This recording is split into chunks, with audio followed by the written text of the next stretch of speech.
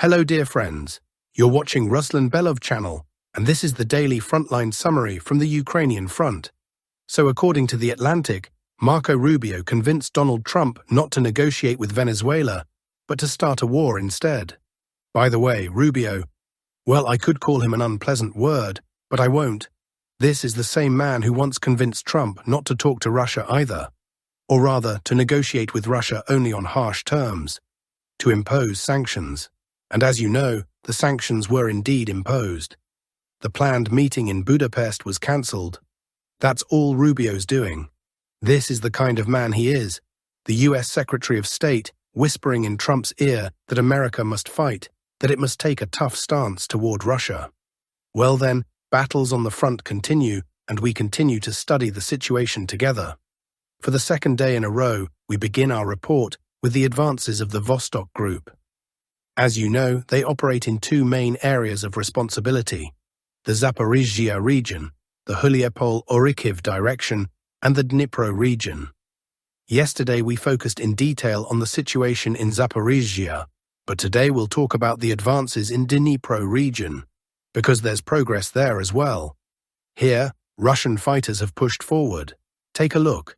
The advance stretched across a front nearly 8 kilometers wide, precisely about 7 kilometers and 800 meters.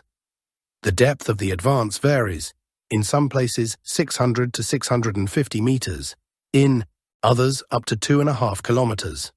The troops managed to reach the village of Volkhye.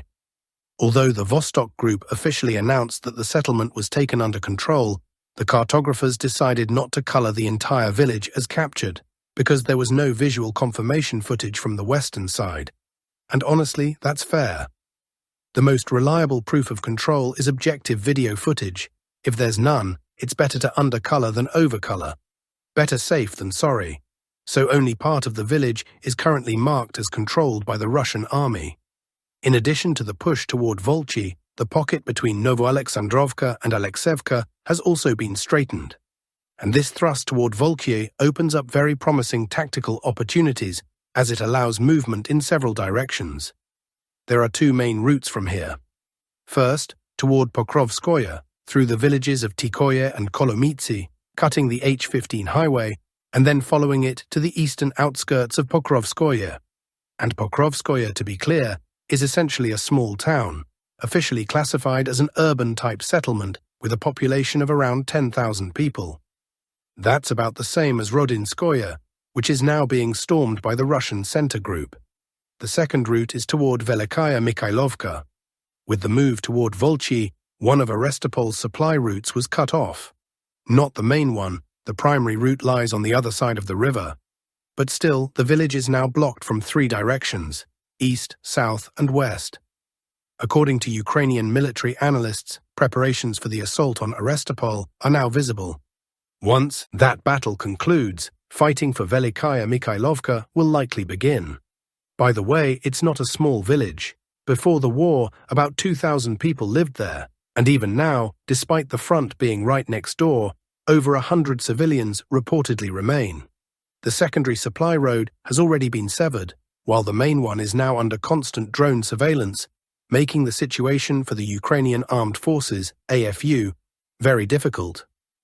Overall, in the Dnipro region, there are 2 key vectors of Russian movement: northward, which we've just discussed, and westward. Fighting continues for 2 villages: High, with further movement toward Otradnoye, and Danilovka. At first glance, Danilovka may seem small, but the AFU are holding on fiercely, and for good reason. The village lies directly along the Pokrovskoye-Huliapole highway, and losing it would mean losing another supply route. Even though that highway is already under drone control, some traffic still slips through.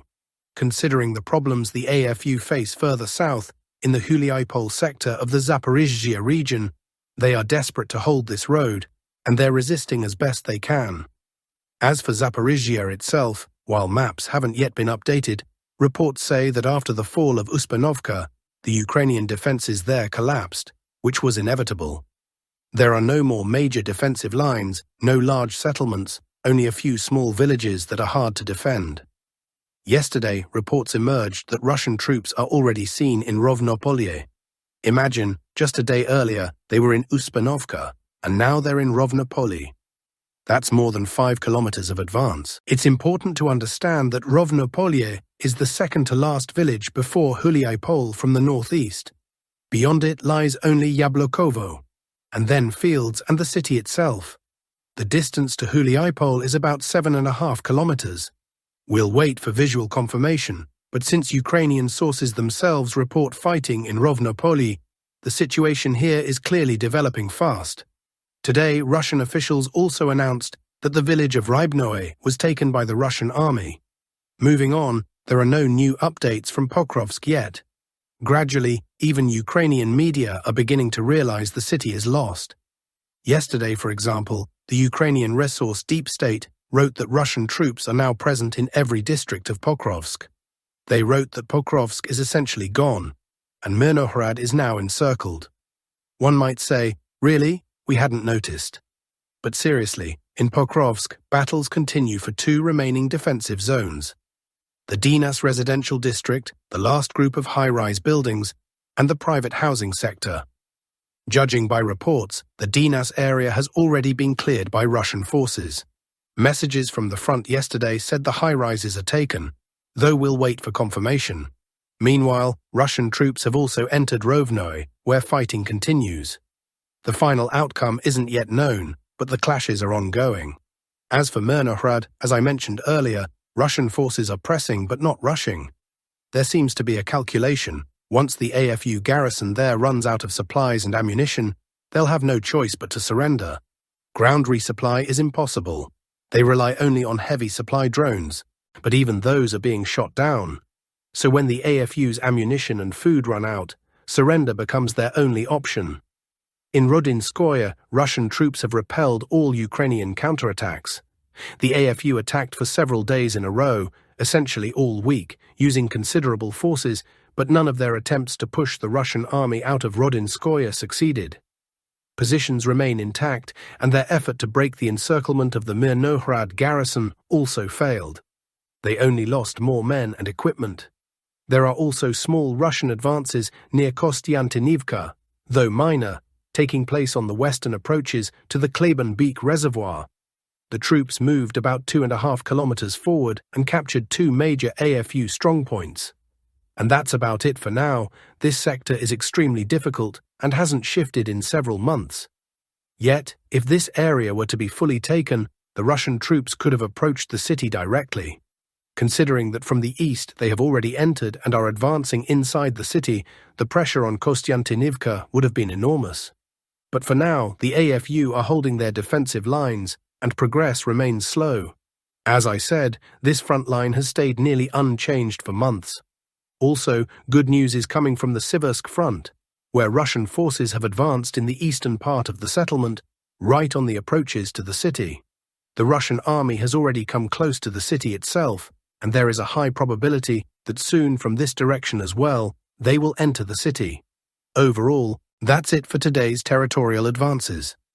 I think you've noticed that in November, the pace of the offensive has slowed down significantly compared to October and September. There are several reasons for this. The weather is making its own adjustments, and the fact that the front line is now pressing against urban agglomerations also affects the tempo of progress. Nevertheless, from at least one sector, you will soon see notable numbers. I mean the Huliaipol direction. Now, let's move to the results of the missile strike on Ukraine. As reported by military analyst Yuri Podolyaka, Russian forces struck the railway junctions of Hrebinka and Smila, as well as the rail depot of Hrebinka Station, the largest on the left bank of the Dnipro River. During the night, several dozen Geran drones visited the area. The depot no longer exists. Some parts can theoretically be restored, but whether Ukraine can manage that amid escalating Russian strikes is doubtful. Most likely, no, it's effectively wiped off the map. That same night, Geran drones also struck the Shevchenko railway station in the city of Smila, the largest railway hub in all of Ukraine. The results are significant. What's important about these strikes, because Hrebinka and Shevchenko stations are key arteries for Ukrainian military logistics, the destruction of these 2 hubs will cause serious supply problems for the AFU, which means such attacks will likely continue. In addition, Znamenka and Dolinska could be next. If all 4 of these junctions are destroyed, the effect will be almost equivalent to blowing up the Dnipro railway bridges. Once those are gone, Kiev will have only 2 major high-capacity railway lines left, one through Kherson region, the other through Sumy region. But both pass very close to the front line, making them vulnerable even to multiple launch rocket systems. That means they are unsuitable for strategic logistics or large-scale troop movements. Meanwhile, according to Ukrenergo, the night also brought another massive strike on Ukraine's energy infrastructure. Large power plants were hit. The Trypilska thermal power plant, Kyiv region, Pridniprovska TPP, Zmivska TPP, and Kharkiv CHP5. All this is part of Russia's ongoing campaign to neutralize Ukraine's power generation, which has already suffered major damage. In addition, an important electrical substation was destroyed, one responsible for transmitting power from the Rivne and Khmelnytsky nuclear power plants to the central energy-deficient regions of Ukraine.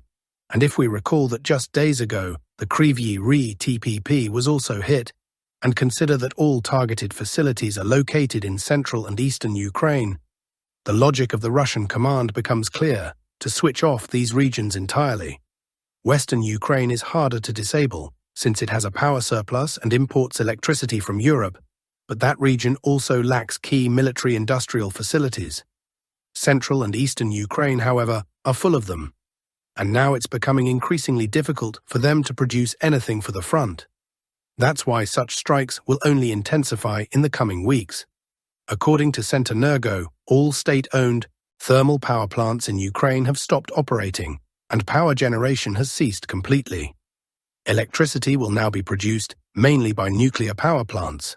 Meanwhile, Slovakia has spoken out against using frozen Russian assets to support Ukraine. President Robert Fico stated that Slovakia will not participate in any legal or financial schemes to seize frozen assets if the funds are to be spent on military purposes in Ukraine. And Viktor Orbán declared that the main problem of the Ukrainian crisis lies in Europe's desire to continue a proxy war at any cost, which contradicts the goals outlined by Donald Trump. According to Orbán, the Ukrainian armed forces are exhausted and have no resources left for a large-scale offensive. Only a miracle could help the AFU win, Orbán said. A meeting between US President Donald Trump and Russian President Vladimir Putin in Budapest could happen any day now, he added. The Hungarian leader believes that a few unresolved issues remain between Moscow and Washington, and if they are settled, a Budapest peace summit could take place within days. After that, depending on mutual consent, a ceasefire between Russia and Ukraine could be established and peace negotiations could begin. Orbán said he and Trump discussed the cessation of the conflict at length and that Hungary is assisting the United States in the peace process. Hungary has been fully exempted from US sanctions on the supply of Russian oil and gas. Deliveries of Russian energy resources through the Turk Stream gas pipeline and the Druzhba oil pipeline to Hungary are completely exempt from American restrictions. This decision was made following the meeting between Prime Minister Viktor Orbán and President Donald Trump. According to Orbán, Budapest will not abandon Russian oil since the country has no access to the sea. Trump agreed with this reasoning, but said he was dissatisfied with other EU members who continue buying oil from Russia. The Druzhba pipeline is vital for Hungary. The Croatian Adria pipeline does not have enough capacity to meet the country's needs. Moreover, Kazakhstan also exports oil to Europe through the Druzhba pipeline, with Germany among the main recipients. Recently, Trump also held a summit with the leaders of Central Asia, including Kazakh President Kassym-Jomart Tokayev. The European Union, meanwhile, is still struggling to find money for Kiev, largely counting on frozen Russian assets. According to Euractiv, the European Commission is preparing a document outlining funding options for Ukraine. It includes allocating funds from the EU's collective debt and bilateral grants from member states. These measures are meant to complement the proposed reparations loan mechanism based on frozen Russian assets, which the Commission considers the most favorable option. However, the idea still faces resistance, primarily from Belgium. So far, discussions remain at the technical consultation stage. Interestingly, the Prime Minister of Belgium has now proposed using EU debt mechanisms instead. calling it a more transparent approach than directly seizing Russian assets. According to the draft, the EU will not cover new loans from its long-term budget, suggesting that the use of Russian funds in one form or another remains the ultimate goal.